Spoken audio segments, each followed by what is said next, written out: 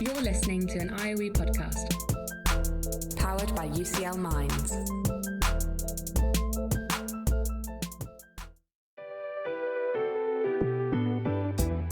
This is Research for the Real World. Conversations with researchers about the paths they've taken to shape our everyday lives.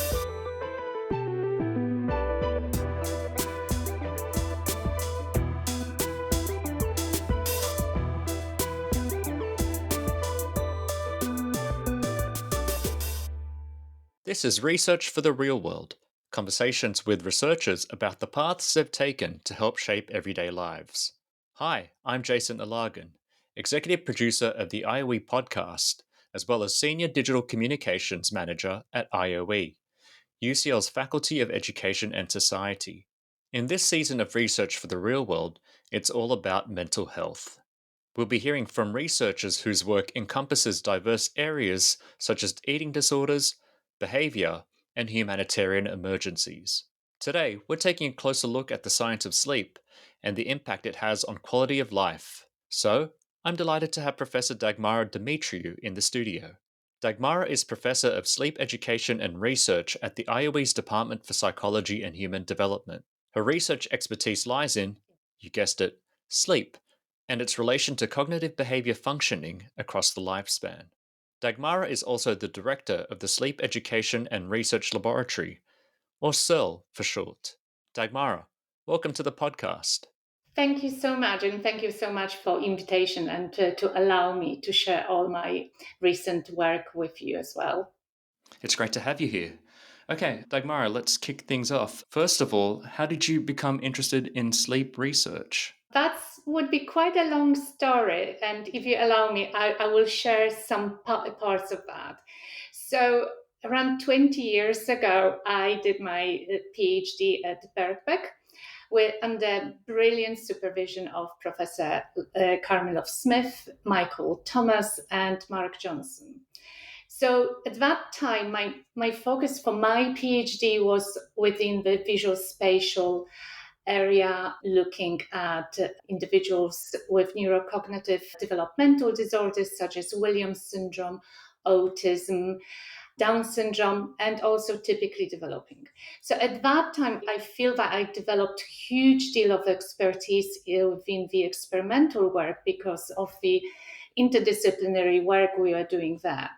But when I finished my PhD, I moved to UCL postdocing, examining autism, and I felt that there is something missing there in terms of practical elements, and mostly within the epigenetics, so sort of looking at the environmental factors as well and how they interact with the genetics and physiological outcomes.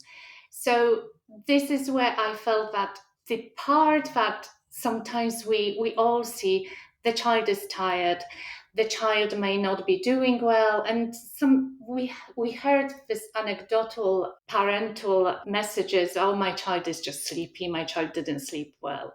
And this is when I started to question, what if a child is not sleeping, therefore is not doing very well during our experiments? We actually never ask these questions. Yet they may have really important outcome on somebody's performance, on different scores, on ability to actually hold their attention during the experimental tasks that we all as scientists carry out. So this is my story when I started to look at sleep. This is how it all started. Oh, excellent. No, that is very fascinating to hear. I mean, it's probably very obvious what the answer is, but in terms of the links between the quality of someone's sleep, how tired they are, has there been anything sort of surprising in your journey in terms of the links between the quality of sleep, fatigue, tiredness, and one's mental health? The first studies I carried out were mostly within pediatrics. But then I moved on to adults' work as well. And that was partly driven by studies I carried out with autistic population, neurodivergent population. And some of the questions that were asked by parents and individuals themselves who said, look, you are looking at children only. What about us adults? And this is when we started working with adults, and that showed that it's not only about sleep, that they have poorer quality of sleep. For example, in autistic population, they wake up a lot, but that has huge impact on their mental health, their daily functioning as well. Then also, just to provide you more evidence about your question, is it's not only individuals themselves, but their families. So we also worked with collected data with mothers of autistic children who showed to have really poor sleep, obviously because that was impacted by the fact that their child is not sleeping. But in relation to that, we also saw that many of the moms suffer from depression. And I'm not saying only it's mothers. We only looked at moms, but it may be also other caregivers. It could be fathers as well, which still needs to be explored in that sense. So we see a lot of impacts on mental health, and we see a lot of impact on quality of life. No, that's very fascinating. So yeah, it's a lot to do with sort of, the environment a child finds themselves in, and then the parents. It sounds like this might lead nicely to my next question. Is this how your lab, the sleep education and research lab, sort of came to being? So within our laboratory, we are actually examining vast number of different areas. So where we started, first of all, on pediatrics and some of the work looking at sleep-related learning, and that is partly very much familiar with the whole theme of IOE. We are here to look at education as well. So that was the first stream of our work, looking at sleep-related learning and how that actually impacts the poor quality of sleep, will have impact on the one's performance and daily educational sort of status. But then we expanded that into cross-cultural work. I had brilliant doctoral students from around the world who came from different countries, from Singapore, China, Saudi Arabia. Also, I had master students from Greece and Spain. So from all over the world. So we learned a lot from cross-cultural studies, looking at different environments, how they interact with sleep. So the interactions is actually absolutely, it's beautiful, but at the same time, we ought to take into consideration so many different factors. And then I started working with colleagues from different clinics. So also looking at adults, for example, with anorexia, with cancer. So looking at different areas, but also holistically at families, not only moms and dads, but also at siblings. So, for example, if you have a brother or sister who has neurodevelopmental condition, a brother or sister who has medical condition, for example, sickle cell, and I've been working with colleagues from Institute of Child Health looking at sickle cell, and our brilliant UCL, Institute of Child Health, with Fenella Kirkham and her PhD student. We looked at sickle cell and sleep. So you can see that there are so many different areas, but by the end of the day, we all need to sleep, and if we have poor quality of sleep and duration of sleep, that will have huge impact on us.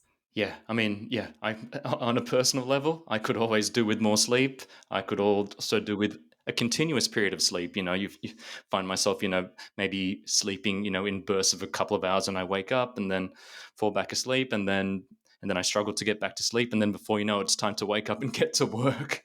Exactly. Yeah. I'm curious, Dagmara, you mentioned that your work sort of crosses borders and crosses cultures. When we were getting in touch with you to invite you onto the podcast, you recently embarked on a trip to India. Was that related to any of your current projects? That's right. So with colleagues, I'm very, very lucky to work with clinicians. As I already mentioned, with Dr. Manga from Imperial College looking at cancer and quality of life. Then I'm very fortunate to work with charities. And one of the charities who I work with is looking at reducing and preventing mental health problems. So we went to India to look at prevention of different issues, and one of them is actually lack of sleep. So we started to talk to schools, we started to talk to different organizations there to raise awareness about the importance of sleep and obviously quality of sleep, and also talking to schools and teachers and also healthcare professionals as well. How far along is that project? That has already only started now. I'm sure we're going to hear more about it as the project progresses. So that sounds really exciting, and yeah, we're glad to have you in today. So you've probably touched upon it, but what are sort of the main focal points, and what might be the gaps in your current research? So at the moment, as after COVID-19, we started moving towards more focusing more on methodologies, which would be looking at sleep wearables at home, which is absolutely brilliant for us. So we don't need to do a lot of work within clinics, and we can work within one's environment. And this is where the huge gaps are still there, where we tend to collect a lot of subjective data and a lot of data, qualitative data as well. We still need more data to gather from objective methodologies. And we are very lucky. We're in a very, very fortunate times where so many different new technologies are coming out for us. And for example, the new one we are looking at is to carry out studies looking at sleep and cancer and individuals and different treatments. So this is really important in terms of clinical trials and objective data measurements.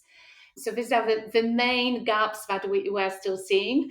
But looking at the professor at IOE, I have to say that we still have huge gaps in terms of awareness of the importance of sleep and how to roll out a basic, I would say, short courses for teachers. For us as well, we are working with international students who come to IOE for a year or sometimes 3 years, and the sudden adjustment to different environment, it may not be that easy. Some of our students are saying, I was used to habitually napping during the day, yet now that is not facilitated, and we have lectures at different times as well. So I think we still have a long way away to the answers about the huge importance of sleep. And luckily, we can do a lot of research, and in particular, multidisciplinary research. As I already mentioned, that is exciting work because we can not only work with clinicians but biologists. The new work looking at artificial intelligence is hugely important for sleep as well. We haven't started working on that yet, but we know that this is one thing that we need to start looking at, the use of artificial intelligence in predicting somebody's sleep or how they can enhance their sleep as well. I'm going to hang on to that thought about AI, because whilst you were speaking, I was thinking you mentioned things like wearables. Like I'm wearing an Apple Watch right now, and it's got that feature where it tracks your sleep, and then you can look at the reports in the health app. In terms of sort of your research methods, do you rely on things like the things on on an Apple Watch or your Fitbit and take that into account, or do you use some different kind of wearables? We are using medical devices, which are very, very similar to Apple Watch, and in particular because they have been validated against the polysomnography, which is very, very important in terms of how to track somebody's sleep architecture. Because yes, sleep quality is important, but also it's important to know stages of different sleep. So our cycles, how good they are, rhythmicity of our sleep. So some of the wearables nowadays are absolutely brilliant, exactly as you said, similar to the watches. Somebody can wear it for 7 days, and we will know about somebody's sleep patterns during the day and during the night. We have more wearables looking at somebody, for example, people often snore. and that is not a good thing to do. So it can be of concern. So the new technology shows us that we just stick something very similar to a plaster on your chin, and we will have a very good idea if somebody is snoring and has sleep apnea, sort of stops breathing, has poor sort of saturation as well. And there are many more new technologies coming through on horizon. So it's a great news for us. Yeah. So, what aspects of AI do you, I mean, like, there's still a long way to go in terms of sort of realizing AI's potential, but what sort of elements of AI can you foresee working well with your field of research? Is it because, you've got generative AI, that kind of thing, but I'm not sure if that's relevant. Yeah. Would you be able to describe what AI sort of aspects might be useful? I'm not extremely familiar with AI, but when I'm dreaming, my dream is that we start using AI as a predictor of somebody's sleep and how they can enhance their sleep. So sort of having interface as what we can do with usage of AI for individual. So yes, we have general recommendations for sleep, how long we're supposed to sleep and quality of sleep, but we are also having individual differences. So my hope is that with AI, we will be able to input all the different factors as individuals, which are environmental factors and not only general factors that we tend to do, age and gender, but also our diet, our activities, our stress levels, and also tools that we can use to protect our sleep. So sort of some people will say, I want to listen to certain music, and I would love to see AI, whether it can predict that, well, actually, that music was really, really good for your quality of sleep. So sort of giving you feedback. But this is at the moment my dream that I would love to look If anyone's listening, hit up Dagmara and the Searle lab. If you've got some technologies in your locker that might be able to help them out with their research. Let's double back to your sort of focal point of research, and you've already touched upon it. It is the work on prostate cancer. Could you tell us more about this project, Dagmara? Sure. So this project is with a clinician, with Dr. Manga at Imperial College. And we started to work together quite a few years ago. And that was partly driven by the fact that many individuals with any of the problems, for example, it doesn't need to be cancer, prostate cancer, but it could be breast cancer as well, they will be on a treatment. Now, that is very important to know whether this treatment is having any impact on sleep. Throughout many years, individuals with cancer never been asked whether they have poorer sleep. And this is how we started the project. And what we found in our data when we collected subjective and objective measures of sleep, that individuals who were on the treatment, they showed sudden decrease of quality of sleep. And then they also had a few individuals, well over 100 of them, and we published some of the studies. And they usually don't complain about sleep. This is when we started asking them. And we saw huge changes in their sleep, in quality sleep, and also duration of sleep. So our hope is to actually look at different treatments and whether another treatment would actually be more, I would say, beneficial for their sleep. Because obviously, if they are not sleeping well, they are already on a treatment, and they're also worried about the fact that they have cancer. Their daytime functioning is not really good. And they suffer from not only daytime sleepiness, but also from other anxieties, mental health problems, and general sort of tiredness during the day. So another study we started to do, and at the moment there's a pilot study at IOE, we started to run sessions with some of the cancer patients with treatment of cognitive therapy for insomnia for cancer patients. And at the moment, the data is really, really promising. Our patients are improving their quality of sleep throughout the sessions. Very similar to our work that was done by Zoe Zambelli, my PhD student, and who looked at chronic pain. So the work we are doing is not only experimental, it's also looking at different recommendations, but also improving quality of life through different sleep managements. Interesting, interesting. So there's some very interesting ground that you're covering at the moment. Just out of interest, what was the sort of background or the inspiration towards sort of focusing on folks who are undergoing cancer treatment? For many years, as I already mentioned, I worked within pediatric area. But I also wanted to look at children who would have medical conditions. So some of them with my colleagues, we examine individuals with cerebral palsy. But I always wanted to look at cancer as well. Because obviously, when you are suffering from medical conditions such as cancer, sleep is crucial. It's ever so crucial for somebody to benefit from good quality and quantity of sleep. So your treatment outcome may actually be enhanced.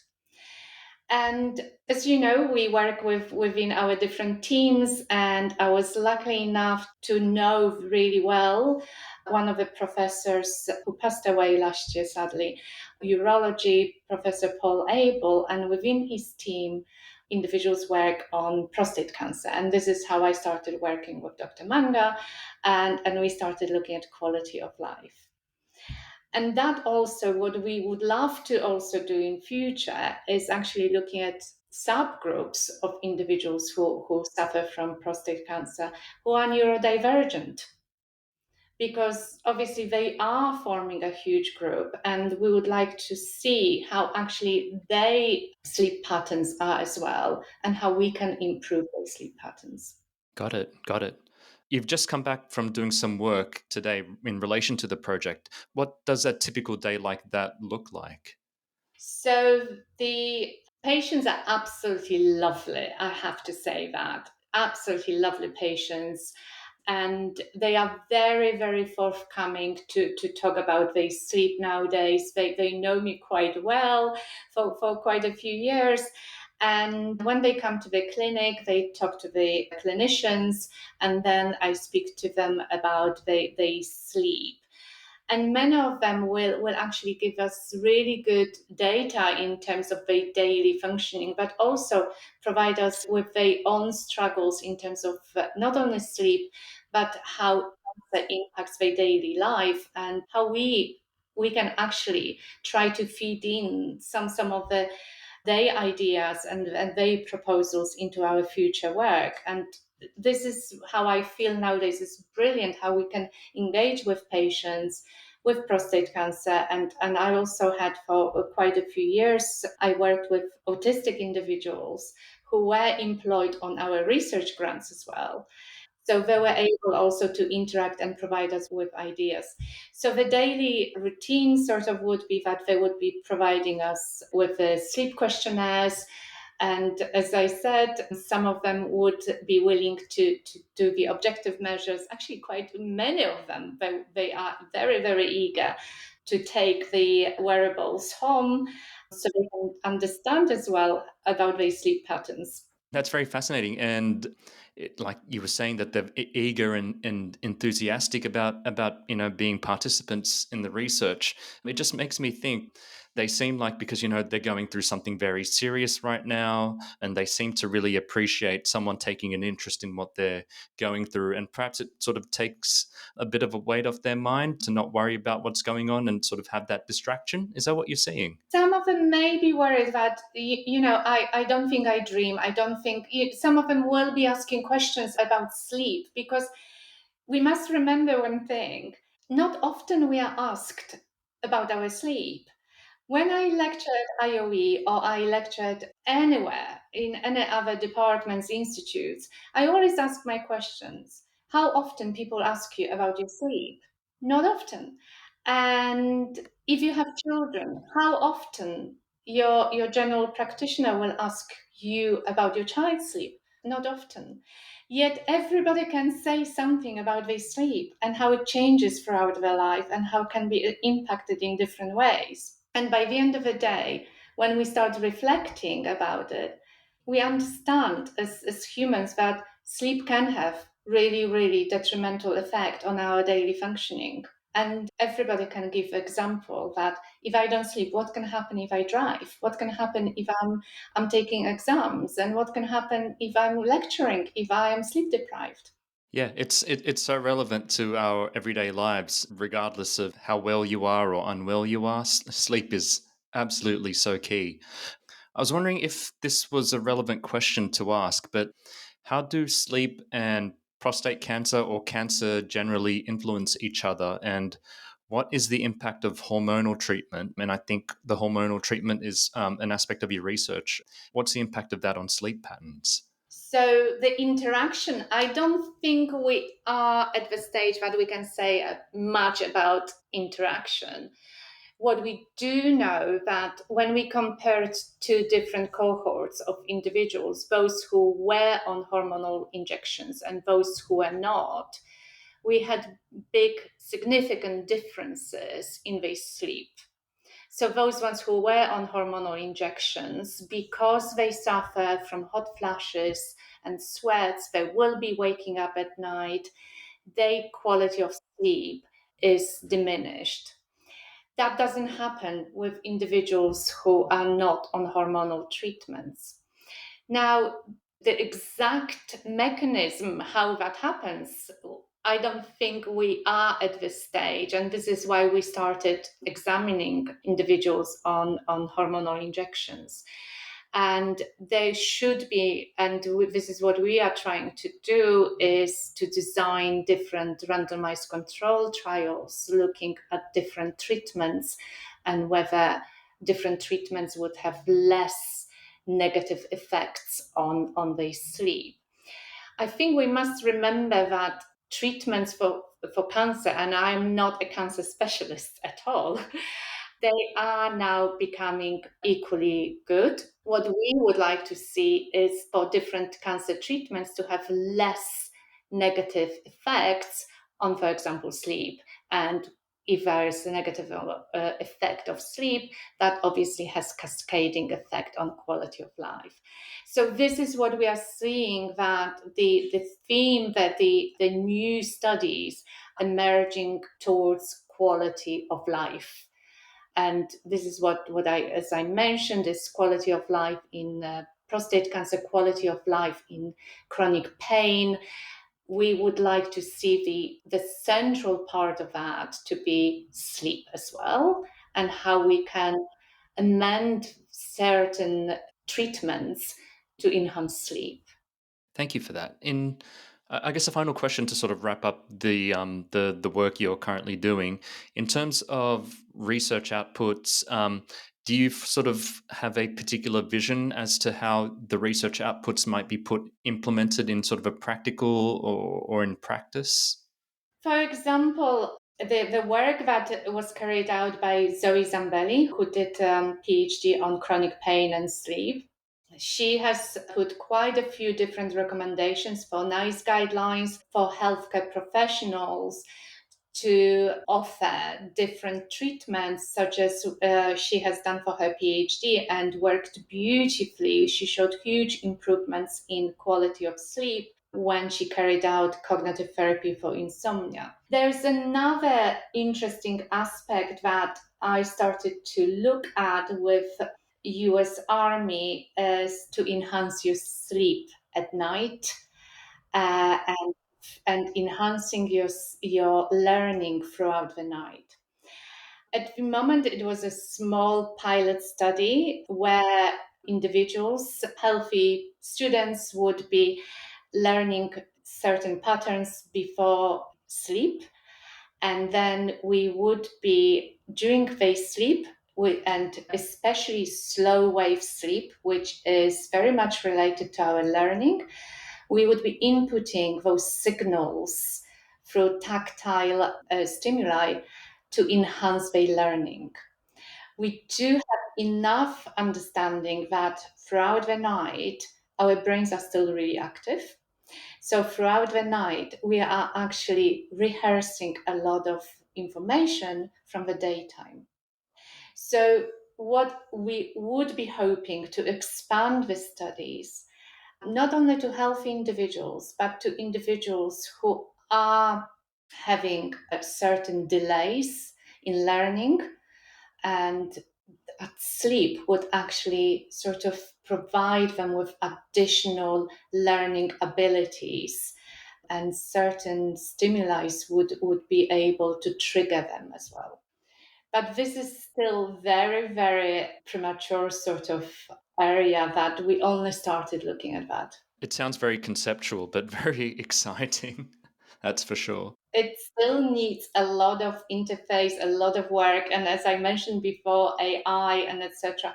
We are at the so I think we are just, I said I've worked in sleep area for about 20 years, but I really think this is just now the moment that all the different areas, multidisciplinary areas, are actually merging together. And we are having more and more technology that we can do more and more in terms of enhancing somebody's sleep, but also providing somebody with better treatments as well. And use of e-health, I feel that is going to be future for a lot of individuals, in particular in remote areas or in different countries where for different cultural reasons one would not go, or cultural or lack of organizational reasons somebody cannot go physically to see healthcare professional, but they can use e-health. That is so fascinating, Dagmara. You've got a lot on your radar. Is there anything else that we may have missed? No, I think we haven't. What I just feel that in terms of policy making and recommendations, as I briefly mentioned about individuals with autism or autistic or individuals or neurodivergent. During lockdowns, where everybody was complaining about their sleep, how poor their sleep was and mental health, our study was probably one of the most positive studies. We found that when we had autistic individuals in the UK, they showed in their data that their sleep during lockdowns improved. And that could be taken by the fact that they didn't need to go out to stressful environments where, we are all rushing, commuting, and at the same time it's really busy, you could be late somewhere, and all these different interactions where sometimes they are unwanted interactions. And when they had during lockdown very, very structured days that they could work from home, the quality of sleep was brilliant, was much better, which led to better daytime functioning.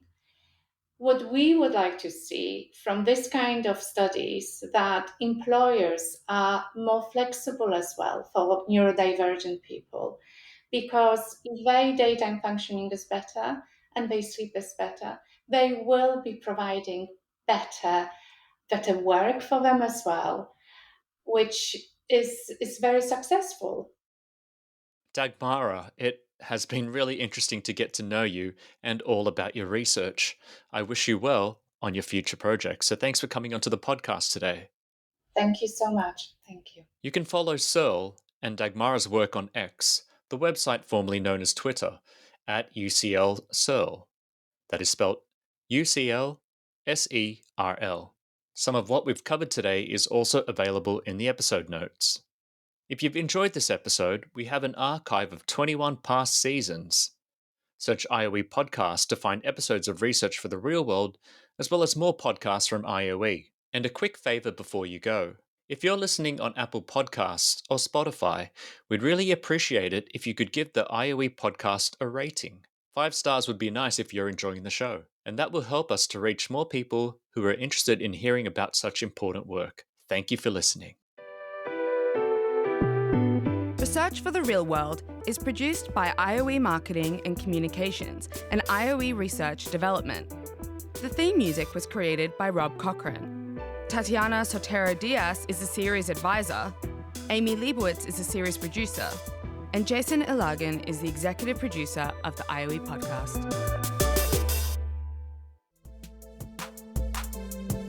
Thanks so much for downloading and listening to this IOE podcast.